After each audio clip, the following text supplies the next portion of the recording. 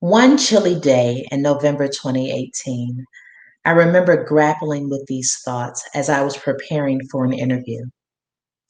How should I wear my hair? Girl, if you don't put a wig on. If I leave it like it is, it could be a strike against me. You see, natural Black hair in corporate America can be a huge problem. Literally a few years prior, on September 15, 2016 to be exact, the 11th U.S. Circuit Court of Appeals ruled in favor of giving companies the legal permission to refuse to hire someone if their hair was in dreadlocks without any consideration for their education, skill set, abilities, and competencies. Now stop. Just think about it. Look at my hair. My hair is in dreadlocks. Do you feel that? Do you feel what I'm feeling right now? Can you sense the internal dialogue and stress just by me sharing this recent ruling? You see, my hair is not an immutable characteristic associated with my race, and therefore it is not covered under the Civil Rights Act of 1964. Yet dreadlocks tend to carry a negative connotation and perpetuates discriminatory practices and stereotypes, creating emotional distress. The stress to assimilate is overwhelming. For many years, my Black hair wasn't enough for my workplace. This meant trying to become someone I never was. I wore hair weaves and permed my hair to be straight in order to assimilate, to be like my white counterparts. Right now, some of you may be wondering, her hair is not professional enough to record this video. And that's okay. Neo soul artist NDRE puts it like this: I am not my hair. I am not this skin. I am not your expectation. Actually, I am more than my hair. I am more than my skin. And I am more than any negative stereotype or assumption assigned to me due to my African American heritage. You see, being hyper vigilant about how I might be perceived if I wore my natural hair during this interview truly began to distract me and created intense anxiety, causing me to step away from the bigger picture. Not only did I have the skill set, but in my mind, I was the best candidate for the job. Let's talk about stress. Stress is defined as pressure or tension exerted on a material object, or a state of mental or emotional strain or tension resulting from distress or very demanding circumstances. I know what you're thinking. Not all stress is bad, and I agree. I think it's important to note that stress can be extremely beneficial and growth stimulating. However, in this time of great uncertainty, racial tension, and in the personal example I provided, race-based stress is a real thing. Although not a new concept, it is grossly overlooked, not fully understood, and easily dismissed. Race-based stress has always been around, and stressors can take on various forms. The Commonwealth Minority Health Survey examines 5 domains: occupation, finances, relationships, racial biases, and violence. Blacks, Hispanics, and Asians report higher levels of stress than whites. Now, you may say, who doesn't stress or worry about these things? Shoot, we all do.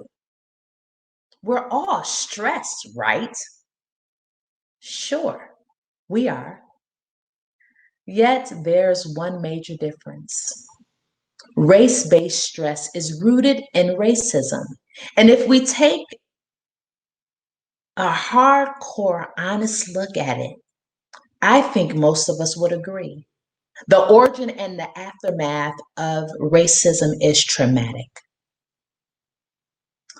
I like to say that race-based traumatic stress, or RBTS, is but not limited to the distress or worry attached with being a part of a marginalized group, typically a minority group, which is often dismissed, whether overtly or covertly. The challenge with quantifying RBTS from a clinical perspective is identifying the psychological or emotional harm of racism versus overt racist acts. It's not necessarily perceived as a threat to one's human life, as outlined by the diagnostic criteria for post-traumatic stress disorder, or PTSD. You see, this whole notion of whether to wear my hair, my natural Black hair, was truly a matter of acceptance, personal identity, and avoidance. It was an internal dialogue, believe it or not. I even lost a few days of sleep over it. I was afraid I would not be accepted for who I was or who I had become because my hair was different. The stress of potentially not adding up led me to hiding, covering the gift, this gift that I've graciously been given. How do we know if Blacks are experiencing psychological harm or emotional distress as a result of being Black in this country? I'm glad you asked. I came across this article the other day and it read something like this. All stress is not created equal. What? In other words, it is not fairly distributed, and neither are stress-related health outcomes. Individuals living below the poverty level have poorer mental health, are diagnosed with more chronic health conditions, and have shorter lifespans. Today, a white American can expect to live 3.5 years longer than a Black American. And American men whose income is in the top 1% live almost 15 years longer than the poorest 1%, in an article written by Elizabeth Brundula in 2018. She offered some additional facts, 5 of which I found noteworthy. Number 1, Black Americans face greater exposure to physical threats and are more likely to witness violence or be victims of violent assaults. Number 2, more than 22% of Black Americans live at or below the poverty level, many in communities where discrimination and deprivation undermine their ability to accumulate the social and material resources to reduce threat exposure or to mitigate its effects. Number 3, on a psychological level, stress affects the way people think. It affected how I thought. It affects how you feel and act, both towards yourself and others. Number 4, across a person's lifespan, persistent stress exposure can undermine the function of physiological symptoms or systems involving behavioral regulation, immunity, metabolism, and cellular growth. Number 5, over time, stress alters the day-to-day functioning of the brain and body, changes the effect and affects the mental and physical health of individuals and possibly their children. All of these numbers appear to be exacerbated within the Black community. Just think about that. In 2007, Dr. Robert Carter developed a race-based traumatic stress injury scale to evaluate and connect negative emotional reactions to racial discrimination and or bias. Since that time, there have been no amendments to the DSM-5, and many mental health professionals are still unaware of its existence.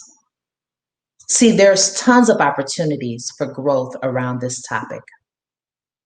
Racism and race-based traumatic stress in this country stems largely from systemic oppression, implicit and explicit racial bias, and unfair value-based judgments. Back to that chilly day in November 2018. I decided not to wear a wig, but to keep my hair as it was. And after a few affirming statements, a few meditations, and various conversations in the mirror, I resolved within myself to choose courage. Courage to be my authentic Black self, hair and all. I refused to let fear or anxiety win. Indeed, it was one of the proudest days of my Black life.